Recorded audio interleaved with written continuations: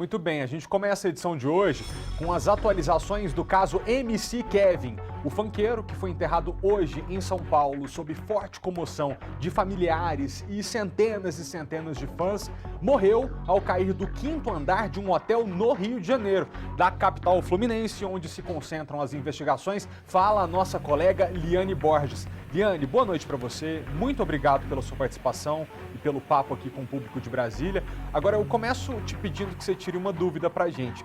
Procede a informação de que o MC Kevin mantinha relação sexual com uma mulher e aí, com medo de que a esposa aparecesse, tentou fugir pela sacada, trocar de quarto e acabou caindo? É isso? Boa noite.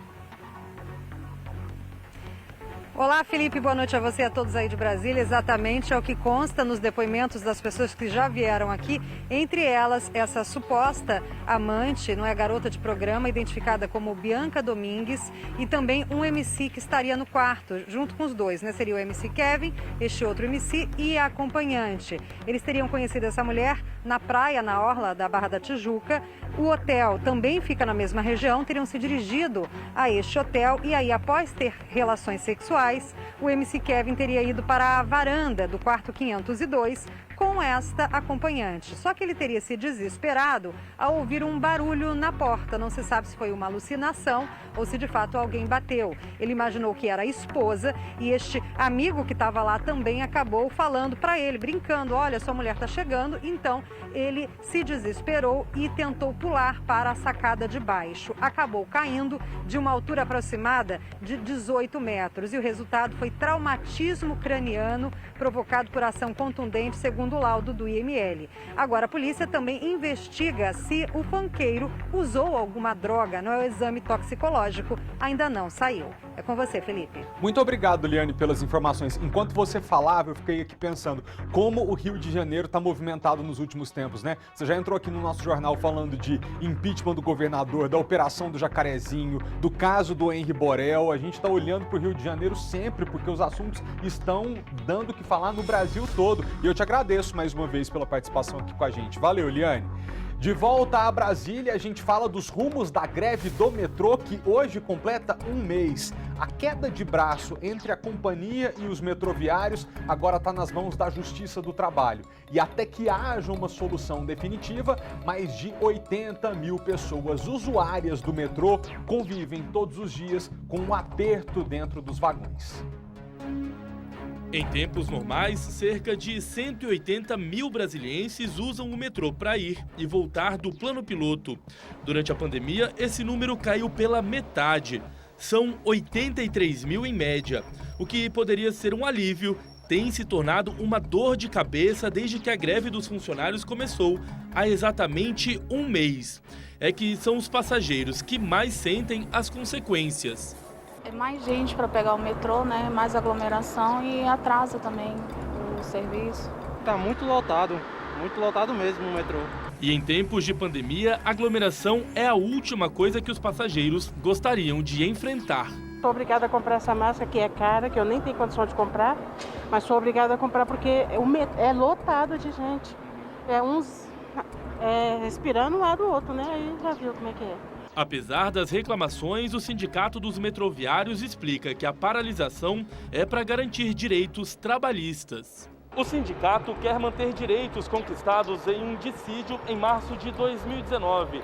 Entre eles, reajustes no salário em 9,2% e o recebimento de abonos especiais. Mas como o prazo do dissídio é de 2 anos e venceu agora, em 2021, desde abril o metrô não faz mais esses pagamentos. Esse advogado explica que, por isso, discordâncias entre sindicato e empresa acabam sendo recorrentes. Todos os benefícios que a empresa tem que pagar aos trabalhadores são aqueles previstos em lei após o fim do instrumento coletivo, se esse instrumento não for renovado ou se for de comum acordo revisado. O sindicato alega ainda que tenta um acordo coletivo de trabalho que garanta o pagamento de quebra de caixa de R$ 550, que é uma verba destinada a cobrir os riscos assumidos pelo empregado que lida com o manuseio constante de dinheiro, e 13ª parcela do auxílio alimentação, pedidos que não foram aceitos pela empresa. Nós não pedimos aumento, pedimos somente a manutenção de tudo que nós já temos, né, que foi conquistados aí a longas penas durante anos. Depois de 2 audiências de conciliação entre a empresa e o sindicato dos metroviários que terminaram sem acordo, esse especialista explica que o papel da justiça é buscar uma negociação entre as partes. A justiça, no caso, ela atua só como uma mediadora. Ela não pode simplesmente obrigar as partes a entrarem com o dissídio coletivo. As partes têm que, de comum acordo, entrar com esse dissídio coletivo.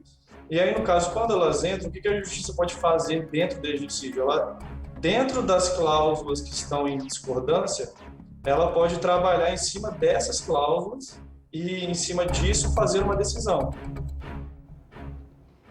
Em nota, o metrô DF diz que aceitou a maioria das reivindicações da categoria, mas sem a conclusão de um novo acordo, a companhia está impedida legalmente de realizar o pagamento de alguns benefícios, por exemplo, o auxílio alimentação. Por isso, enquanto não forem resolvidas todas as pendências, não há previsão para o fim da greve, para a tristeza e para o desespero de quem depende do metrô para se locomover.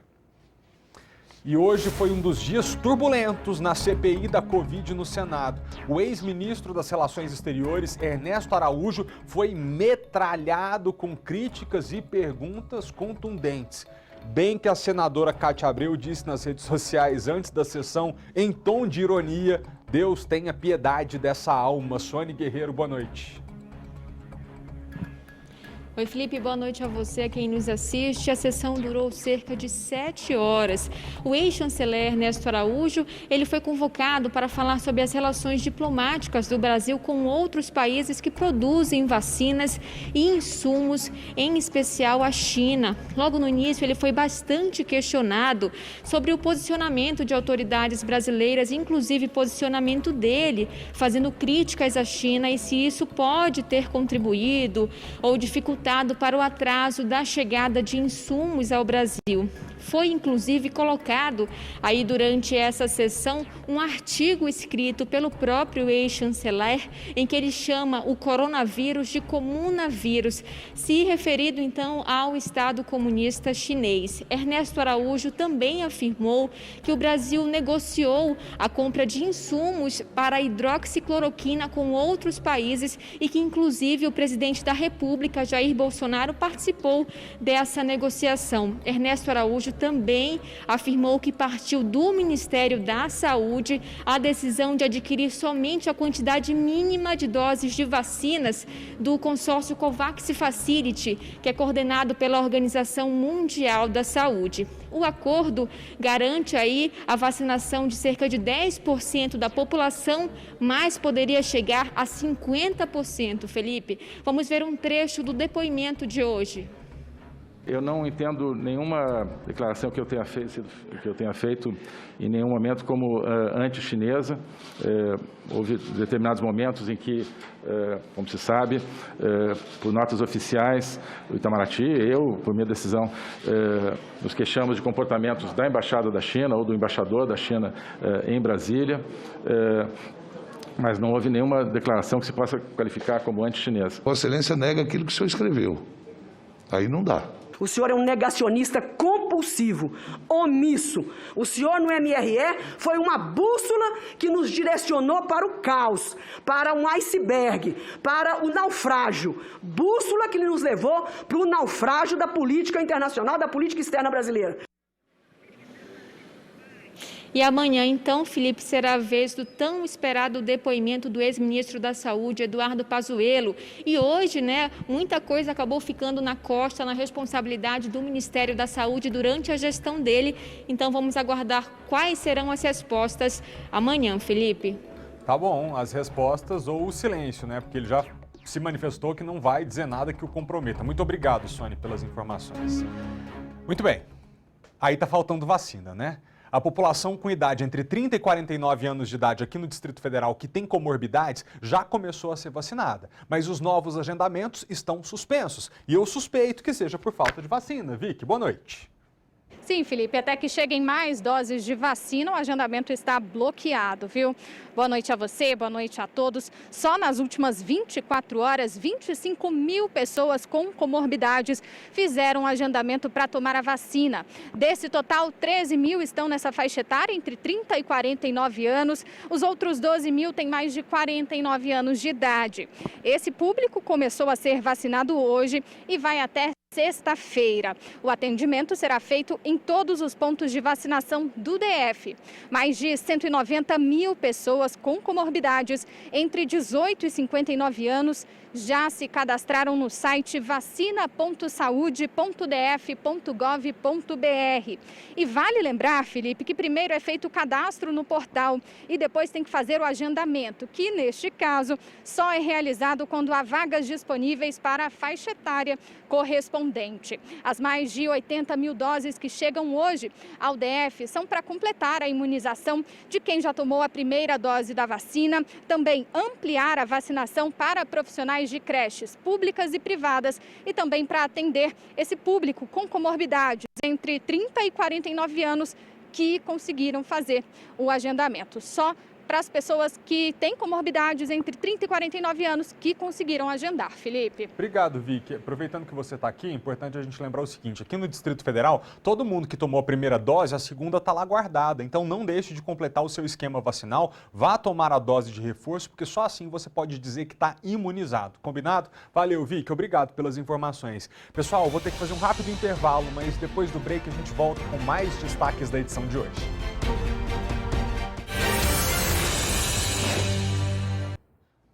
Voltamos com a notícia da prisão de um conselheiro tutelar. Presta atenção na sequência de erros. Felipe Barcelos, boa noite.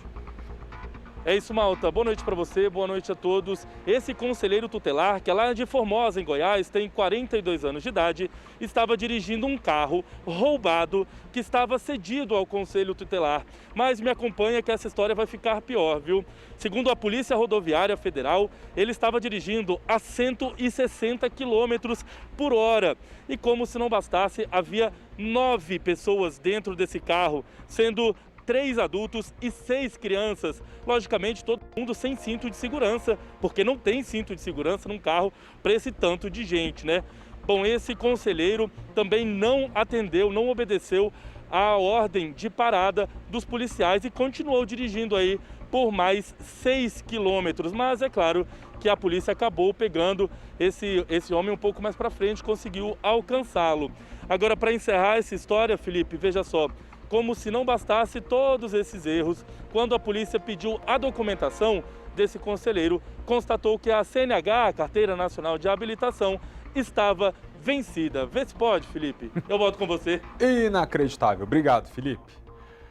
E ainda sobre o mesmo tema, hoje é o Dia Mundial de Combate ao Abuso e à Exploração Sexual contra Crianças e Adolescentes. E no Distrito Federal, as denúncias aumentaram mais de 10%.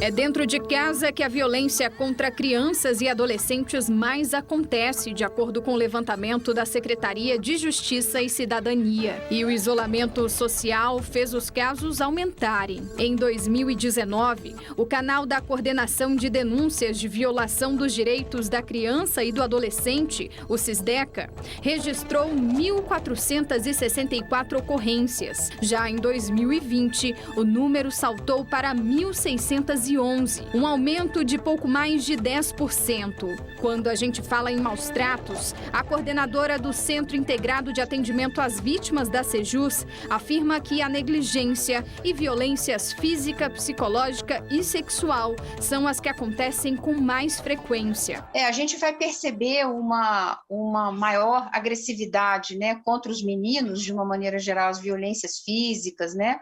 E a gente vai observar a violência na violência sexual, uma situação bem característica, né, que a principal vítima são as meninas, né? As meninas, sejam elas na idade infantil, né, como criança e como adolescentes. Então, é muito interessante a gente analisar com esse olhar para que a gente possa trabalhar toda essa questão relacionada ao gênero, né, a masculinidade, né, as questões da importância, né, da igualdade entre homens e mulheres. A escola acaba se tornando a principal fonte de informação e denúncia para crianças e adolescentes que sofrem algum tipo de violência. E com muitas instituições assim fechadas, os projetos tiveram que se adaptar. Estão usando as redes sociais para chamar a atenção dos jovens. Uma das voluntárias do projeto do Instituto Federal de Brasília, Multiplicadores do Bem, explica nesse vídeo por que hoje, 18 de maio, é um dia tão importante.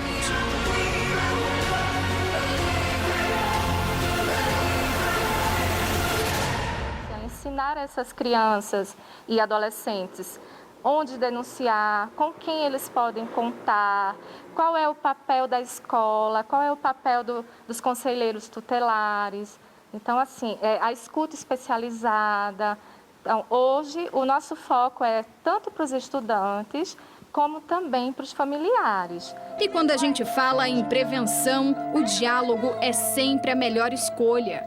Se envolver nesses casos não é uma opção, é uma obrigação.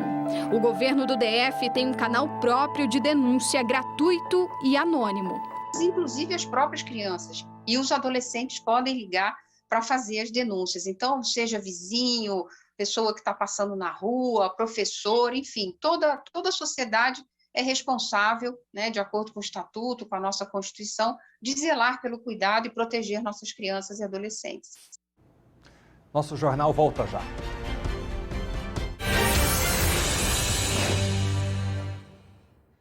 Estamos de volta com um destaque do sbtnews.com.br. O pai do menino Henri Borel, que foi morto pelo padrasto, o vereador Dr. Jairinho, no Rio de Janeiro, recebeu uma carta do Papa Francisco. E do estúdio do nosso portal, Vanessa Vitória tem as informações. Boa noite, Bebê. Olá, Felipe, boa noite para você, boa noite para todo mundo. Que gesto bonito, né? Familiares aí do garotinho Henri enviaram essa carta ao Papa Francisco contando sobre a tragédia que aconteceu com o garotinho aqui no Brasil, todo o sofrimento, dor aí por parte do pai e da avó paterna que perderam o Henri.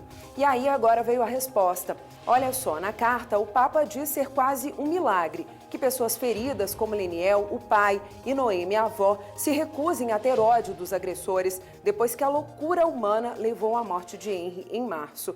Ele pede que a família não entre no circuito do ódio e que realmente não se permita ter raiva daqueles que fizeram mal. A família se emocionou com o carinho do pontífice. Leniel, que é o pai de Henri, disse que com certeza o filho está feliz ao ver que ele e a avó não estão sendo vencidos pelo mal, mas sim vencendo o mal com o bem.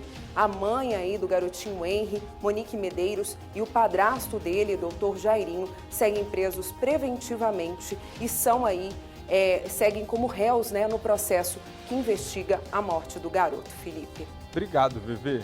Não ter ódio de alguém que fez tanto mal para um filho da gente é muito difícil, mas é o único caminho, né? O perdão é o único caminho. Obrigado a você pelas informações.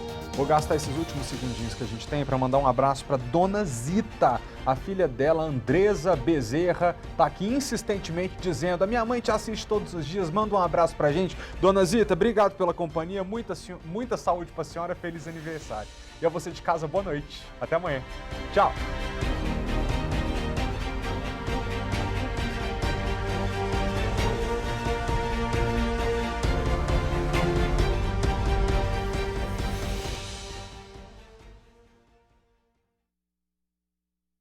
What?